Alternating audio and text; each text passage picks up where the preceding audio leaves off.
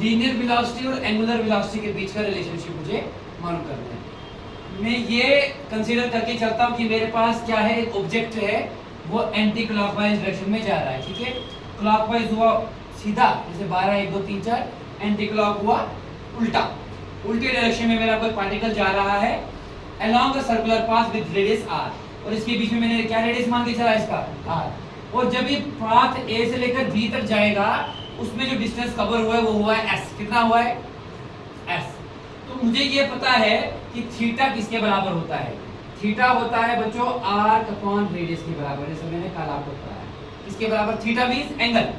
Angle मेरे पास होता है आर्क अपॉन रेडियस, तो मुझे आर्क भी गिवन थी और रेडियस भी गिवन था। आर्क मेरे पास BA थी और रेडियस मेरे पास OA था। क्लियर? यहाँ से मैं लिख दूंगा R की जगह S, आर्क की जगह S, रेडियस की जगह R। क्या मेरे पास थीटा की वैल्यू निकल जाएगी S अपॉन R? यहाँ से अगर मुझे इस R को S को कंसीडर करके चलना होगा तो मैं S निकल जाएगा मेरे पास कितना, क्रॉस मल्टीप्लाई करके R theta. That means theta will be equals to, that means S will be equals to R theta. ठीक है, निकल जाएगा R रेडियस और थीटा एंगल। क्लियर? फिर मुझे क्या करना है, दोनों साइड्स को डिफरेंशिएट करना है।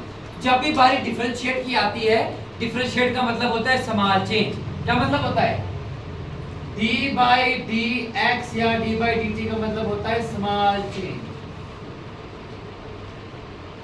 किसी बॉडी में जो चेंज हो रही है वो क्या हो रही है, बहुत कम टाइम के लिए हो रही है, स्मॉल चेंज हो रही है। तो मैं इन दोनों को डिफरेंशिएट करूंगा तो d by D T of s is equals to d by D T of r theta.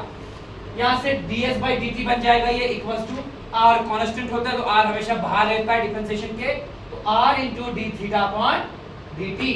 मगर मेरे पास ds upon by displacement upon time किसके बराबर होता है, वेलोसिटी के बराबर।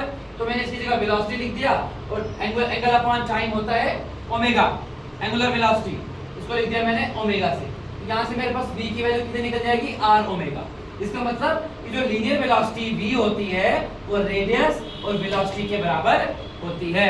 ओमेगा यहाँ पर क्या डिनोट कर रहा है हमारे पास, वेलोसिटी। इसको अगर वेक्टर फॉर्म में लिखना होगा तो वेक्टर फॉर्म में कैसे लिखेंगे, ऊपर से एरो देके और इन दोनों पार्टिकल्स के बीच में मल्टीप्लिकेशन